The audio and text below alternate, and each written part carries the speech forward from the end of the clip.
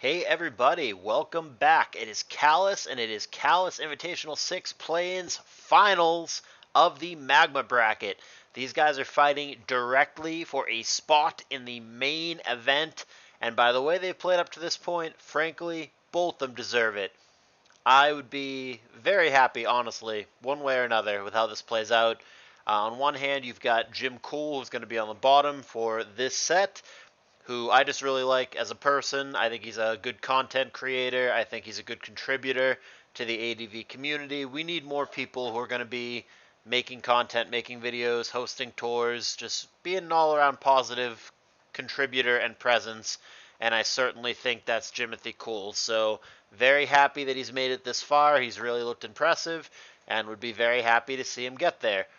On the other hand, Pac, and I have clarified with him, so now we know it is Pac, not Pac, like Tupac. Pac is the player that, if you recall, in the initial live video when we drew these pairings, unpopular opinion, but I said that Pac is the single best ADV player overall in these play-ins. Any bracket, just he's the best one here. I'm going to stand by that and be consistent. He was my pick to win this bracket.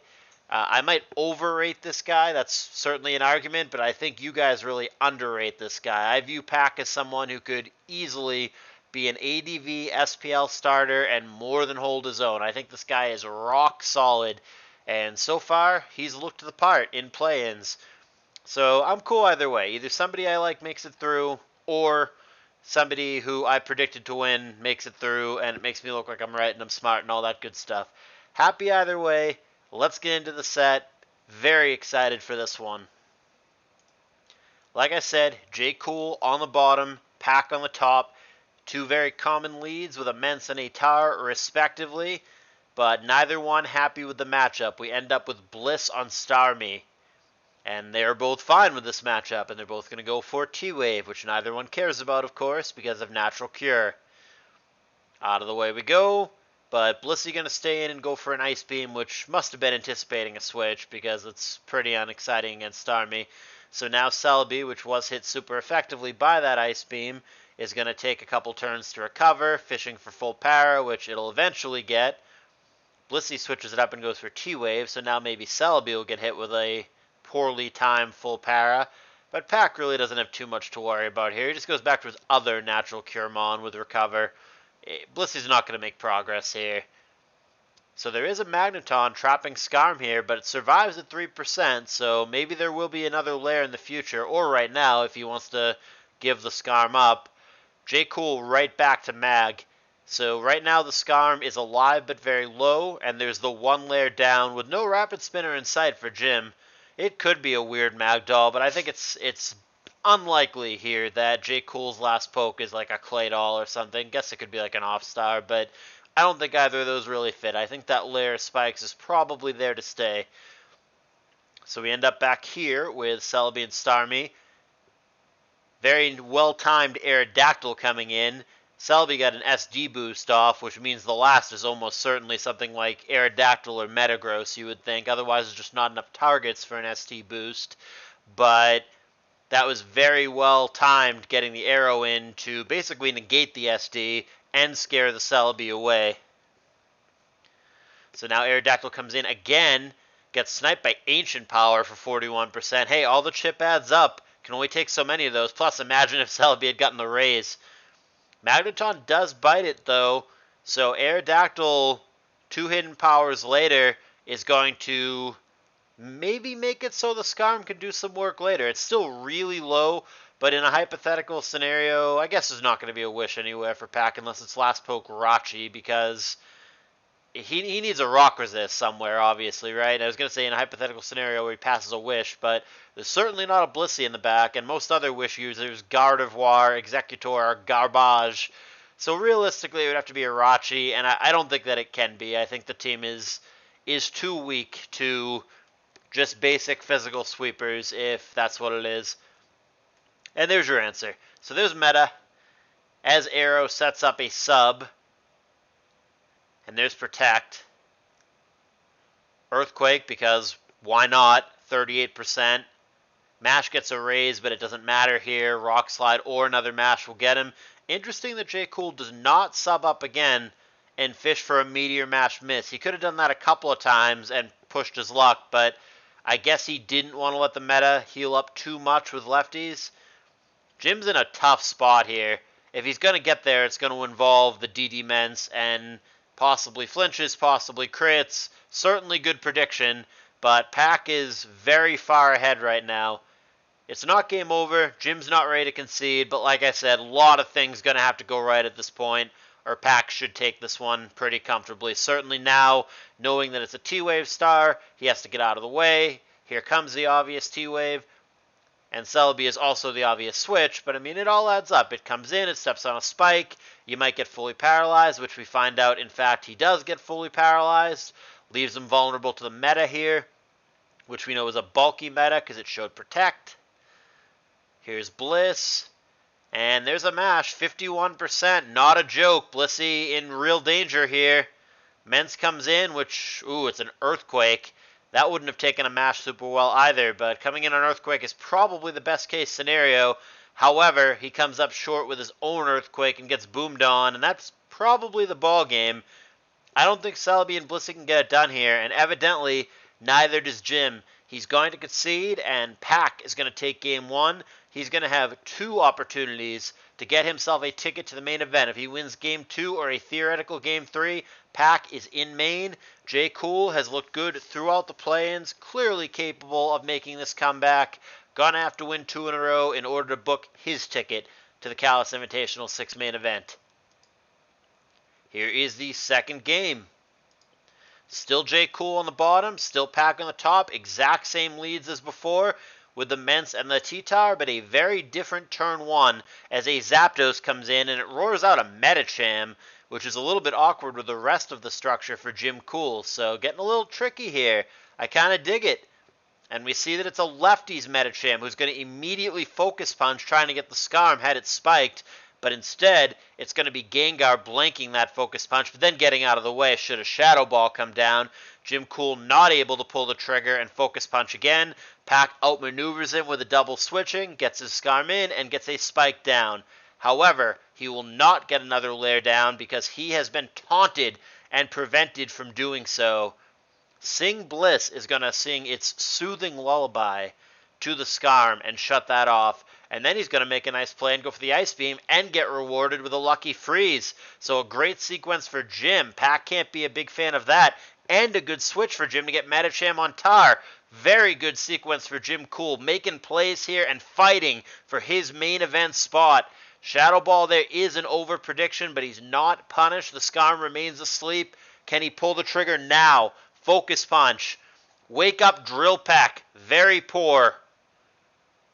Oh man, had he stayed asleep, the Scarm is probably dead there, but unfortunately, with the wake up, Jim Cool finds himself behind, and the Medicham did not do as much damage as he probably would have liked. That being said, as we see, the Zapdos is still frozen here, so a fairly close game. Ice Punch there bounces off Rachi. Got to be careful Will-O-Wisping here because you could inadvertently thaw the Zapdos in doing so. Rachi goes straight for Psychic, which would have chunked Gar had it connected, but he got out of the way. And now we end up with Scarm on Pert. Second layer of Spikes gets down for Pac. However, J. Cool gets a layer. Doesn't seem that important against Pac's team. At least 3 of the pokes, possibly 4 if it's last poke Flygon, as it often is in this structure, do not care about Spikes. Hydro Pump comes down on Scarm, but he takes a Toxic in order to do that. More doubling. Zapdos here with a free opportunity to thaw, but he doesn't go for that. He switches to Rachi instead. We end up with Rachi on Gar. 3-1 Spikes advantage for Pack, and he snipes the Mence here for a big 57% Psychic. That Fire Blast actually would have thawed the Zapdos had it connected, assuming Zapdos lives, which is not a given. Looks like based on the Dragon Claw roll that it in fact would have lived the Fire Blast. And he never does thaw, so down goes Zapdos. 5-5, and we do see a last poke Flygon here. Like I said, very common on this structure. So the 1 layer of Spikes that J. Cool has down is only going to affect the T-Tar and the Jirachi. Does not care about the rest.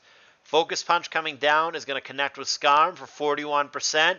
Don't know how important he thinks the spikes are. I would say not very. Skarm is probably better as a wall in this matchup against the Flygon than anything else, because the spikes are really not all that important, though they do more than nothing against the Rachi and the Tar. And there's an HP Grass to end the day for Swampert. Pack takes the lead, 5-4 now. Here's Bliss, and she does get her soft boiled off, but Pack knows that's going to happen and gets T-Tar in. Gonna go for a flinch or crit, but no, through the rock slide. The Sing, with its crappy accuracy, connects and puts T-Tar to sleep. Jim needs stuff like that to happen. He's pretty behind in this game. He's gonna have to get there.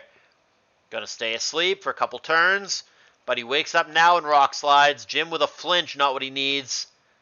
Third layer down, but so is Skarm. J. Cool in a pickle, down 5-3. He does snipe Skarm, so progress, but he's still behind. Rachi, that we know has Psychic, comes in. Hidden Power over prediction there, and there is the Psychic. Now he's back to Bliss, and Pack stays in and Psychics again, with a Specs drop, which could matter. Here's T-Tar. Jim trying to make plays. He knows T-Tar's coming in there. He knows Soft Boil does not do him any good. Has to get there with Sing, but doesn't. And now he flinches, and that might be it. J. Cool is going to need a DD Mence or Mixed Mence miracle here. We know it's mixed. Gar is the only thing left. Ice Punch needs a freeze. Does not get it. And Pack is going to take this one as well and win the set cleanly 2-0. Both of these games, honestly, I mean, not that the final score is necessarily indicative of how close any given game is, but 5 Mons left, 4 Mons left. I'll put it this way. It never felt in either of these games like Pack was meaningfully behind, if he was behind at all. It felt like Pack was largely wire-to-wire in control of these games. And, yeah, I mean, like I said, just controlled it and just forged his own path. It never felt like Pack was really letting Jim pull ahead or make too many plays. Jim did have a couple good sequences and a couple nice predictions, but for the most part, it felt like Pack controlled both games, and he is very deserving of his main event slot. Like I said, I predicted Pack from the get-go to win this bracket, and I'm correct. And I would not be surprised if he does well in main event also, but we'll see. You know, as for Jim, I think he should be very proud of his showing. I think he looked very good, particularly against Odin, but certainly against Mead as well. Overall, Jim looks very promising as an up-and-coming player, and I think that he very well may be in main either directly or through play-ins if there is a CALLOUS Invitational 7, but we can cross that bridge then. Either way, guys, there is still one more play-ins match to go. That is the finals of the Aqua bracket, which is going to play on Sunday. That's going to be between Arctic, who was my pick to win the bracket, and fan favorite PK Leach, who is playing for a shot at history to be the only player to ever go 6-0 through CALLOUS Invitational play-ins. He could go undefeated straight through to main should he win 2-0 over Arctic. So that's going to be a fantastic set. So that's the timeline. That's going to play on Sunday, and then the following Sunday, 9 days from now, is going to be when I live stream the pairings for main event, and then we're going to be on our way. So we are damn close to CI6 main event. If you guys want to get in the Discord server, now's the time. If you guys want to donate to the tour, super duper appreciated. Every bit helps. I have rambled enough. I hope you enjoyed it. Congratulations to Pack. You will be in the main event of CALLOUS Invitational 6. Thumbs up if you enjoyed, and I will see you guys in the next video.